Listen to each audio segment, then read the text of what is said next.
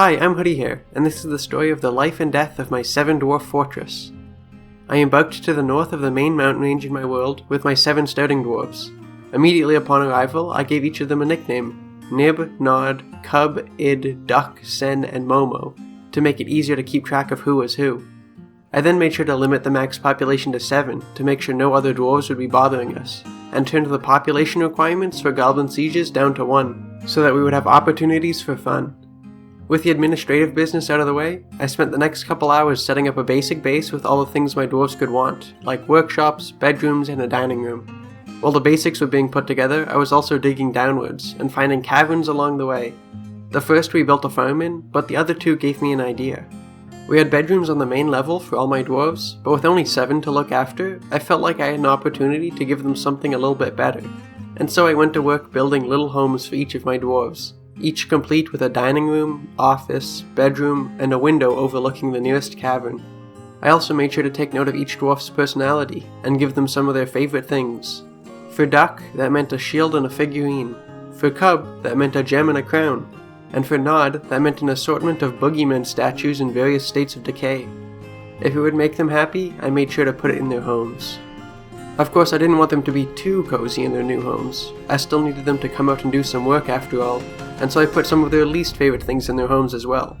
Duck hated brown recluse spiders so much he wanted to eat them, and so I gave him a statue of a giant brown recluse spider to chew on next to his bed. Nib hated mosquitoes, and so I commissioned a run of mosquito figurines and then swarmed his home with them. And Momo hated fire snakes, and so fire snakes were engraved into the floor of her bedroom to keep her on her toes. With all the houses completed, each dwarf had access to a mayor tier piece of property. At this point we were a little over 4 hours into the fortress, and we had yet to be hassled.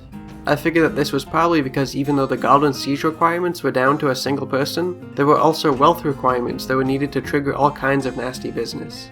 And so we went to work digging out the precious metals around the base and turning them into coins to give to traders. After getting lightly robbed by a couple of kobolds, I decided that my dwarves should get some military training, and assigned Momo as the militia commander. For a while I just traded with any caravan that swung by and dug around in the depths looking for a magma sea to hopefully find adamantine. I did end up finding that magma sea, but it came at the expense of Nod's life, as she got melted by some magma she exposed. One dwarf down, I made sure to purchase a tiger from some elves to supplement my military, though I was nervous that wouldn't be enough when a cyclops rolled into town. She seemed nice enough, she valued family and had a daughter somewhere, but I still didn't want to get too well acquainted, so I gave locking the doors a try.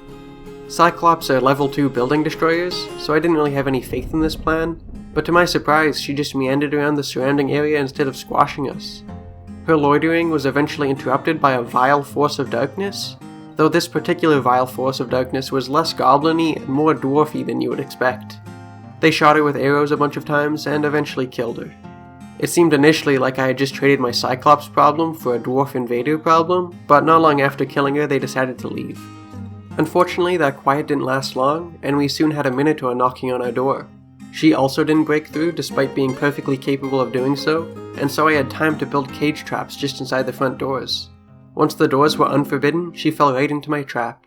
With a Minotaur at my disposal, I decided to lay a little trap for any future enemies, and linked her cage to a lever in the dining room so that she could be released on any future attackers. Not long after, the flow of enemies continued with another vile force of darkness made up of evil dwarves. When they got close to the front doors of the base, I unleashed the Minotaur on them, and she managed to kill one and mangle another before she died. These ones seemed less interested in wandering off than the previous siege, and so I eventually hatched a plan. The cage traps were loaded, the doors to the dining room were locked, and the tiger was positioned in the workshop hallway. With everything in position, I opened up the front doors and experienced a partial success. 2 evil dwarves were successfully captured in cages, but my tiger probably could have used some war training, because it was killed without landing a blow. In the end, I just had to wait out this siege as well. Once the evil dwarves had fully abandoned their caged friends, I tried to have some fun with them by releasing them into the caverns where I hoped they would be eaten by giant spiders or something. The plan backfired when they simply walked off the edge of the map. With my tiger dead, I had to purchase new fighting animals from the elves, this time an elephant and an anaconda. The elephant was 24 years old, sickly, and a perfect candidate to receive some war training. I assigned him to Momo because she was the only one taking her militia duties seriously. The death of Nod and the tiger seemed to be hitting Sen pretty hard because I caught him meditating on suicide and death in the temple. His thoughts of death were definitely not helped when another band of evil dwarfs came. This time there were only 3, and I didn't want to leave Moses the elephant behind, so we fought them head on in our pasture. The anaconda had a rough go of it, Moses took an arrow to the neck, and Sen and Duck were injured pretty badly by arrows and were knocked unconscious. Considering we were only fighting 3 dwarves, it was not the best showing from us, but still, a victory is a victory. The onslaught of enemies continued when another Cyclops arrived. The mother of Ozmaz had been taken care of earlier, but now we had to deal with the father of Ozmaz. Moses put up a good fight and successfully distracted the Cyclops by getting strangled, which opened up the Cyclops to attacks from the dwarves and the human traders at the trade depot. In the Cyclops attack we lost no dwarves, though Moses was very badly injured. But before we even really had time to recover, we were attacked by a third Cyclops, this one unrelated to the family we had been dealing with. Id decided that instead of grabbing her sword, she would simply fight the Cyclops with her fists, and she got mushed for that. Fortunately, other dwarves took the time to grab swords before confronting the Cyclops, and managed to take it down alongside Moses. By this point we were down to 5 dwarves, 2 of which were stuck in comas in the back room. The situation seemed somewhat dire, especially when yet another Minotaur came to visit, but even though we were vulnerable, I couldn't just abandon Moses out in the pasture, and so all able-bodied dwarves were sent to fight. The Minotaur took his time killing human traders around the map before facing us, but once he did, it was a total beatdown, and Moses was credited with the kill.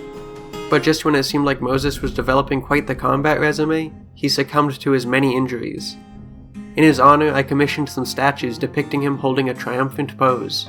But while we were in the middle of placing the statues around the fortress, yet another vile force of darkness arrived.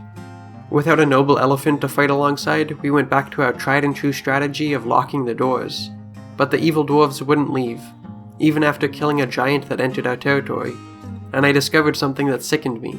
Momo, owner of Moses, felt nothing seeing his dead body. In that moment the fortress lost all meaning. Duck and Sen were comatose, Nib was perpetually trying to attend a meeting with Duck, and Momo didn't even care for the death of her companion. Rather than continuing to wither away bit by bit, I made the decision to have one last fight, to die in a blaze of glory. And so the doors were unlocked, and Momo and Cub were sent to fight one last time, with Nib following a bit behind. Unfortunately, the blaze of glory idea required the evil dwarves to come into the base to wipe us out, but they just hung out outside instead, leaving Sen and Duck to die of dehydration. And with their deaths, the fort died too. Thanks for watching, I'll see you next time.